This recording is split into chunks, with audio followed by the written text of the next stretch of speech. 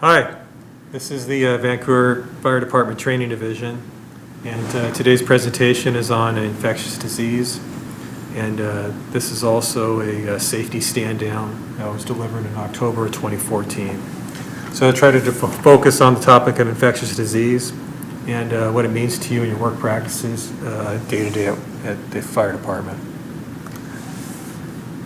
Okay, so October 2014, Ebola was in the news, but and that's what prompted the safety stand-down. So fire agencies that had the probability of running or possibility of running a emergency medical response to sick, unknown reasons, ruling out Ebola in the field, as you know, based upon travel history, was something we were training on at the time. But before we even talk about infectious diseases, we need to talk about some other items that are also important in day-to-day work practices. So the basics of infection control. Here's some illustrations. Keep calm, wear your PPE, right? And some illustrations of people wearing full PPE, donning and doffing gloves, proper use of trash receptacles, washing your hands, decontamination, what that means, and cleaning your work environment appropriately, right? And so the objectives of today's class is to cover the directive that was issued from the fire chief in October 2014, provide any updated information to this directive, and understand infectious disease, proper PPE and procedures for each level of response. And then we're going to understand our out-of-station and in-station decon procedures. Topics for the safety stand-down. What is a pathogen? So we're going to define that, routes of transmission, infectious disease, communicable disease, the principles of contamination and cross-contamination, standards for cleanliness of facilities and equipment, cleaning supplies of the Vancouver Fire Department, what they are, how to use them, personal protective equipment, an overview. You know, what do you have inside your fanny packs, and what are the other levels of PPE that are available to us. And then donning and doffing of personal protective equipment. And this isn't something that we focused on too much in the past, but there is a proper procedure for putting stuff on and taking it off. And it's important to know, especially in certain virus types that can live outside the host for a long time. So levels of response to incidents, these level 1, 2, and 3 is as far as going to, as it relates to personal protective equipment. And then what is our infection control policy? So let me just start up at the top here with define this word pathogen. So a pathogen is any microorganism that can cause disease. So an example of that is viruses, of course, right? So AIDS, hepatitis B, colds, flu, herpes, those are all examples of viruses. Funguses and parasites. So pathogens are microorganisms that cause disease. And how can these pathogens get into your body? How does organisms enter the body, right? So the usual routes of absorption are the ones that for also pathogens as well. So inhalation, right? So airborne viruses, think flus, colds. Ingestion, right? So contaminated food or water, right? That's more often parasites or bacteria. And then, of course, your blood-borne contacts. And that's, if you have exposed skins, mucosal membranes, stuff like that, right? So needle sticks. So those are your routes of contact. And infectious disease. So any illness or disease resulting from the invasion of the body by bacteria, viruses, fungi, or parasite. So it means caused by a pathogen, right? Here's a couple of illustrations of a couple of our favorites there. And so a communicable disease is any disease that can be spread from one person to another under certain conditions, right? So you can have diseases can be infectious, but they're not necessarily communicable. And contamination and cross-contamination. So to define contaminated, this is the presence of an infectious agent on a body surface, clothing, or object. right? So that's an important one to know. So that's a definition of contaminated. And cross-contamination is the passing of this bacteria, microorganism, or other harmful substance indirectly from one surface area to another through improper or unsterile equipment or procedure. So basically, if we're in a work environment and we're working around, body fluids, blood, so forth, and let's say bottom of our shoes, and we unknowingly track that to another area, like back into our work environment, like back to the fire station, back into the fire engine. That's an example of cross-contamination. And also, as we're handling our EMS equipment, so we got blood or body fluids, on our gloved hands. As we go back and forth to the kits and touch the airway bag and stuff like that, you're cross-contaminating those pieces of equipment also. So those equipments become contaminated and then need to be decontaminated. So those are so important principles to remember.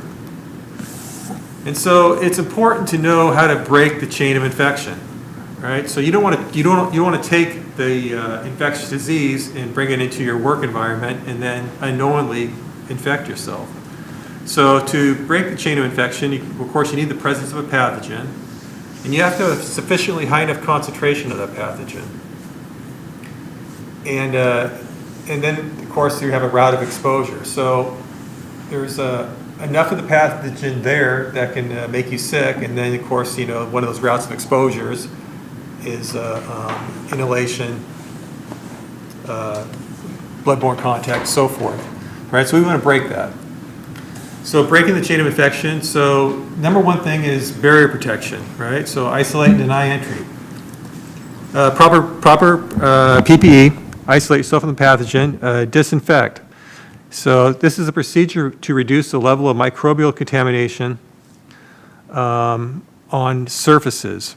Right? And so we don't sterilize when we clean things. Sterilization is something that's done for medical equipment that goes, think when people have artificial knees, artificial hips put in, stuff like that. That stuff needs to be sterile. And some medical equipment needs to be sterile. That's being used in the operating room. But nothing that the fire department has is sterilized. Okay? We disinfect our equipment. So disinfecting brings the microbial level down to a point that's considered safe. Decontaminate. Any activity that reduces the level of microbial contamination.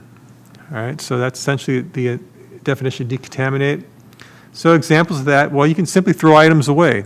Right? And so, or you clean the non-disposable contaminated surface areas, right? And so, soap and water, that's how you wash your hands, of course, and then cleaning agents, and then dwell times. And I'll talk a little bit more about dwell times here in a little bit. But essentially, let me just cover it now. So, the cleaning agents, if they were made where they would kill bacteria and viruses on contact, within 10 seconds of contact or something like that, to do that, they'd have to be extremely strong, either very high pH or very low pH. And but the problem with that is it makes it also hazardous to the person who's cleaning.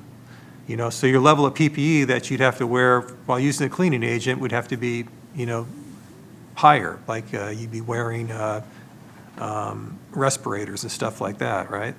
And so all of our cleaning agents are, minimum goggles and gloves, but they're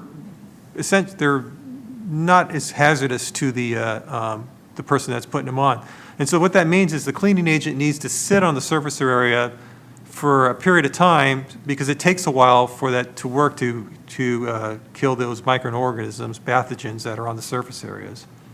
So dwell times for just about all our products is 10 minutes, okay? So that's an important point to remember. And how to wash your hands. And so you come back from an EMS call, where you're worried about having germs, bacteria, viruses, taking that from one place to another. You want to make sure you wash your hands. Most of us don't wash our hands for long enough. So we want to wash our hands for, anybody ever heard about the length of the time of the birthday song? And you also wash, it's not just one swishy, two swishy. You want to make sure you go in between your fingers, kind of catch the backside, and then soap just reduces surface tension. It doesn't actually disinfect. And so the water piece also is washing those bacteria and viruses off your hands. So you have to spend a little time at the sink if you're going to do an effective hand wash. This World Health Organization poster talks about 40 to 60 seconds.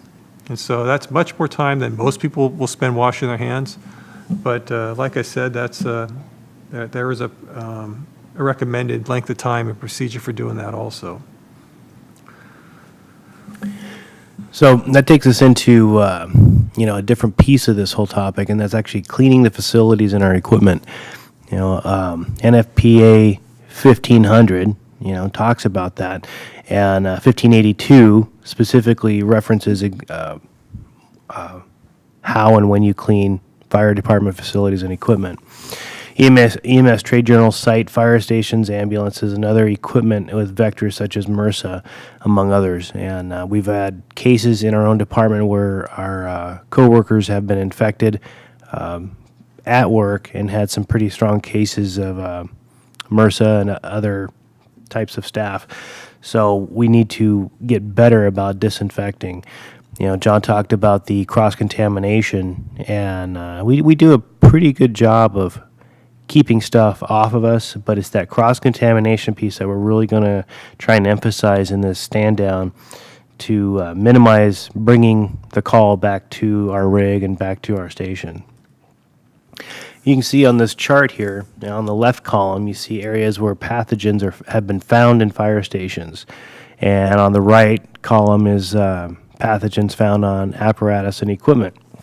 And if you look at all of them, they're places where our hands and feet touch. The floors and the carpeting, the showers, the doorknobs, telephones, things like that.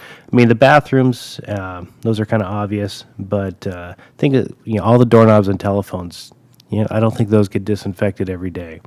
Checking the rig, interior surface of the engine. John talked about if you go on one of those nasty calls and you get stuff on your shoes, are you tracking that back into the cab of the engine or the truck?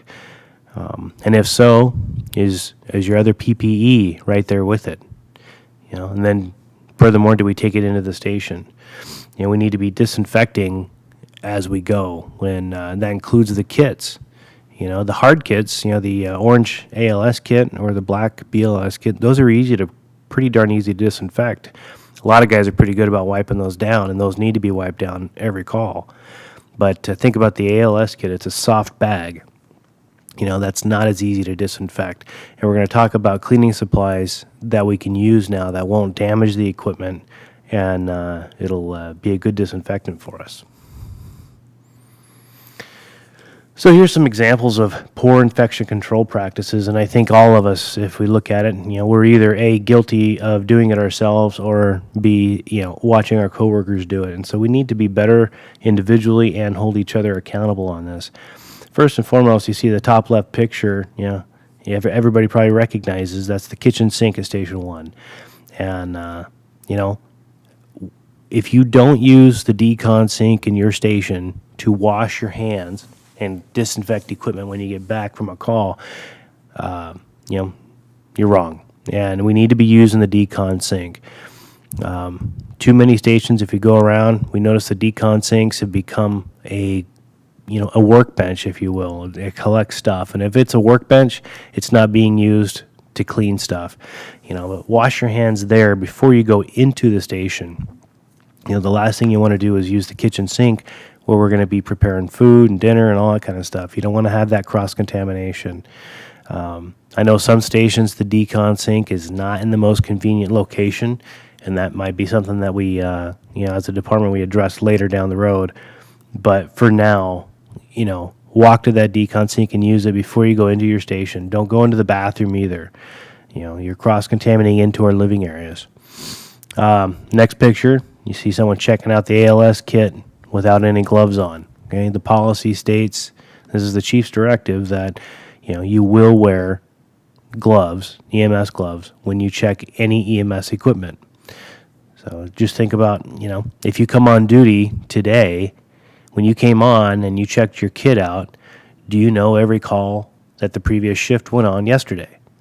You don't. You don't know what kinds of environments that those kits were exposed to, and you definitely can't guarantee that they were disinfected. So think about that when you're opening your kits, going through them, checking your equipment. And then use medical container. The coffee can, the infamous coffee can in the EMS cabinet. It's a convenience to have that there. But let's face it, if you have contaminated gloves and or you even suspect they're contaminated, that's not what that coffee can's for. That coffee can is there for when you gloved up and then you got canceled. Or maybe you just took notes on the clipboard or something of that nature, but you didn't get anything on the gloves. That's what that's for. If you have contaminated gloves, you need to put them in a red bio bag. Furthermore, if you see as you see in the picture, the can's full. When you're checking off your equipment, checking out the kits, checking out your rig, if your can's full, empty it into the red bio can. Help each other out in that respect. And then just where we dispose of our used gloves. There's an example on the dashboard, in the hose well. I find them on many times just on the floorboard when I, get my stuff on a rig first thing in the morning. There they are. And I'm hoping that, these are actually clean gloves that weren't used for anything, but I can't guarantee that either. So let's dispose of them properly. So cleaning agents for the VFD. Okay, each station has a dispenser system, and to my knowledge, as of today, everything's been updated, and you should have every station should have the same dispenser and the same cleaning solution in the dispenser. And if that's not the case, then we'll bring that up to your battalion chief and go through logistics to get that remedied. But first and foremost, as John stated earlier, anytime you're using any cleaning solution that the fire department uses, you need to have gloves and eye protection on. In each one of these slides, you'll see a picture of that in the top right-hand corner. So what you see here is the HDQC2 disinfectant. Okay, this is our our disinfecting agent to go to. This is what we should be using to mop hard surface floors, disinfect the bathroom, spray on all bathroom surfaces, sinks, faucets, handles, showers, floors, toilets, you name it, it gets sprayed on. It's used to clean the exercise equipment. Okay, and that's after you're done with the equipment. Spray it on, wipe it down, that kind of stuff. This is not to be used in the kitchens. Okay, we have another cleaning solution that'll be used in the kitchens. And so this is basically, other than the kitchen, this is what you're going to use to disinfect the station. The couple key things here. It's a cleaner and a disinfectant, but if you notice that last bullet point, it says it has a dwell time of 10 minutes. Okay, and John explained what the dwell time is and why it's important. But here's the thing. You have to use the cleaning solution to clean with. So let's just say you spray down the countertop in the bathroom, and then you wipe it off because you cleaned with it. You need to, when you're done cleaning the bathroom, you need to do one last spray and then leave the room and give it the dwell time of 10 minutes and just leave it. It'll dry and it does its disinfecting job. So you're going to be using a lot of this HDQC2. So clean with it and disinfect with it. Okay, here is the sanitizer T10. These have just been added to the cleaning solution dispensers at all the decon sinks. This is the one that you're going to use in the kitchen. Okay, this is it also has a dwell time of 10 minutes, but it's safe to use in food preparation areas, even on cutting boards. Yeah, so long or short of it, you should not find this sanitizer T10 in the bathroom, and you shouldn't find the HDQ in the kitchen. So if you see that, please fix it. Okay, glass cleaner is for glass. Okay, glass on the rig, glass in the station, glass, mirrors in the bathroom, whatever it is. But if you find glass cleaner under the kitchen sink to be used around the kitchen, you need to put it where it goes. It should not be used as a disinfectant because it doesn't have that property to it. Okay, clean by peroxy. And this is just a general purpose cleaner. It does not have disinfectant sanitizing or germicidal cleaning qualities. Okay, this is just for, and it helps you clean, has a little degreasing ability to it. Okay, this is a new one that you might have seen around the stations, or hopefully you have by now. BrewTab 6S Biocidal Disinfectant. Okay, this is going to be what you use to disinfect your kits, disinfect the rigs, disinfect the bottom of your shoes or boots, disinfect EMS equipment. So this is what the recommendation is that on the left side you see two different versions of it. The top comes in a little tablet form. One tablet fits a 32-ounce spray bottle. It's kind of like an Alka-Seltzer tab. When you stick it in the water, it effervesces.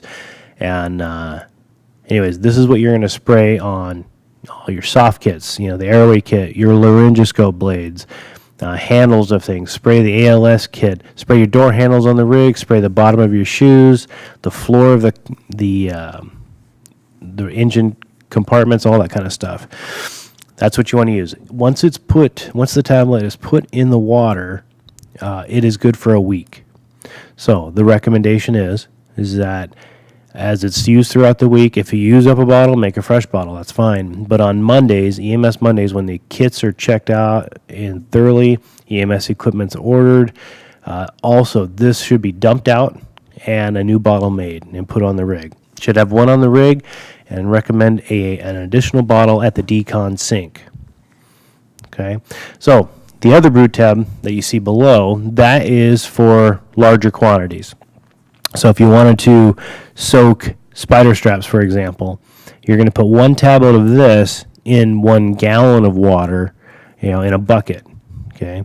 And so you're going to soak spider straps or anything large that you need to disinfect in that bucket.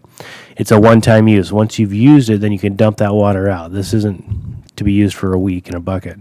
Notice both of them have a 10-minute dwell time also. If you have any questions on this, you can call training and kind of explain it to you in further detail if you need. Hey, one more thing here, though, Tony. So this concentration, the 1 tablet in 1 gallon, or 1 tablet in 1 quart, so that's very important, okay, because that's to reach a certain concentration, 958 parts per million of this disinfecting agent. So it's shown to be able to kill those more stubborn viruses. All right, so we went to this one because the norovirus and Ebola are both encapsulated viruses. So in encapsulated viruses, they basically have a protective shell, and they are harder to kill than AIDS, Hep B, Hep C, and those. And so we want to make sure we're using the right concentration, okay? Especially when you're doing this spider strap deal. If you're using 3 gallons of water, let's say, because 1 gallon's probably not enough fluid to get that done effectively. You want to be accurate is what I'm trying to say.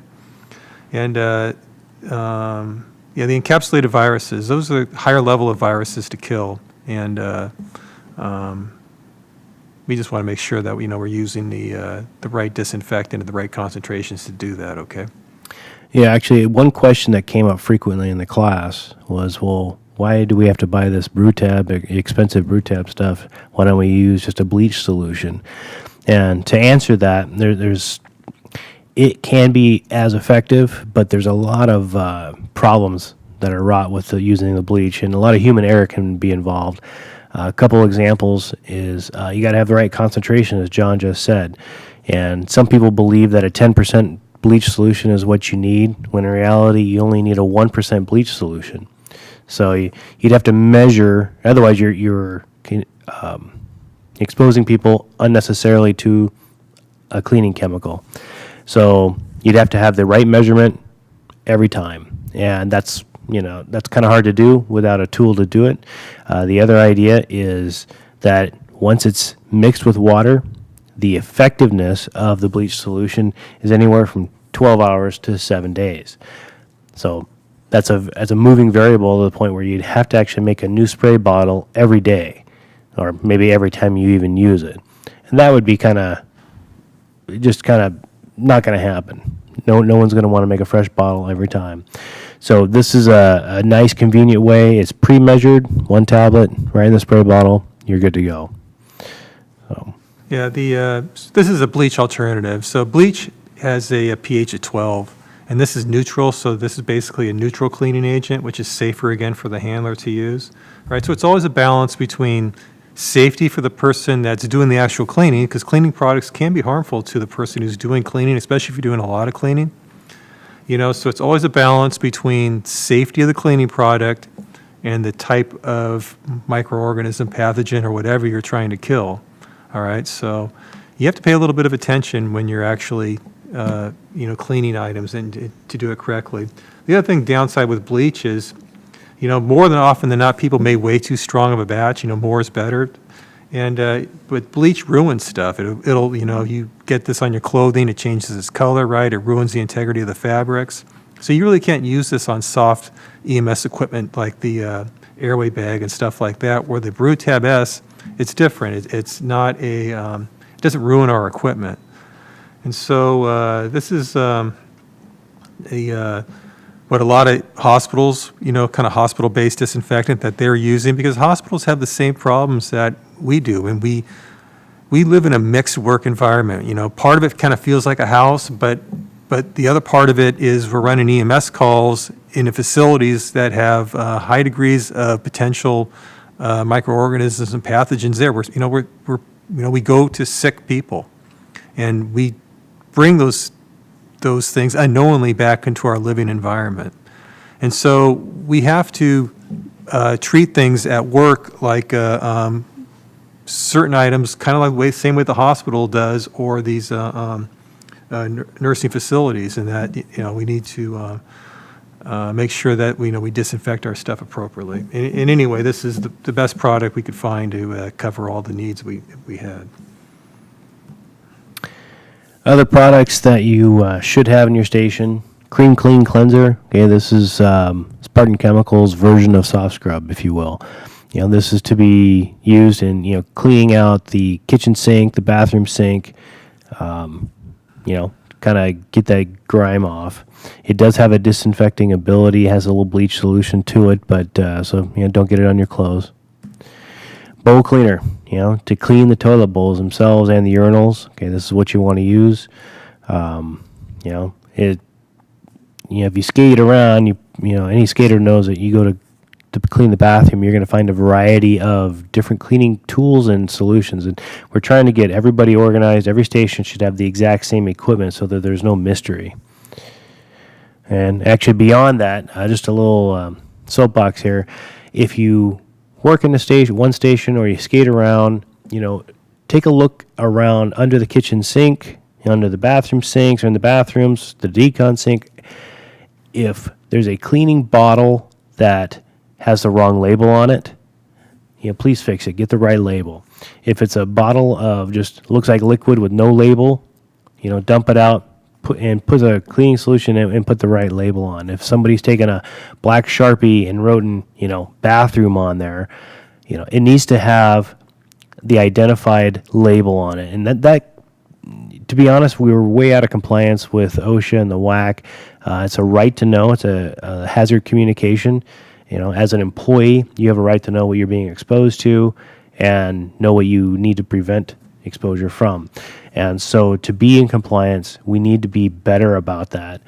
If you pick up a spray bottle to clean something, you want to make sure you have the correct cleaning solution, and B, that you're wearing the proper PPE. So if you have any questions,